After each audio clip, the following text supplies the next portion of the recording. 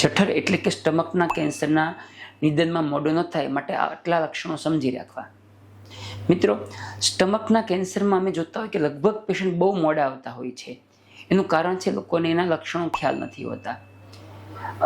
જો તમને 40 વર્ષની ઉંમર પછી અચાનક પેટની અંદર લાંબા સમયનો દુખાવો રહે, કે ઝાડા કાળા કલરના આવે, કે લોહીના ટકા ઘટવા લાગે, તો એવા કેસમાં એકવાર ડૉક્ટરનો સંપર્ક જરૂર કરવો. આવા કેસમાં 1000માંથી 1 કે 2માં જ કેન્સર હશે, પરંતુ જો સંપર્ક કરીને સમયસર નિદાન કરવામાં આવે તો ઘણીવાર સાવ શરૂઆતના સ્ટેજમાં આપણે આ રોગને મહાત કરી શકીએ. જાપાનની અંદર એ લોકોએ આના માટે સ્ક્રીનિંગ પ્રોગ્રામ વિકસાવ્યો છે, કારણ કે ત્યાં કેન્સર બહુ કોમન છે અને એ લોકો લગભગ 60%થી વધારે લોકોમાં શરૂઆતના સ્ટેજમાં નિદાન કરી શકતા હોય છે.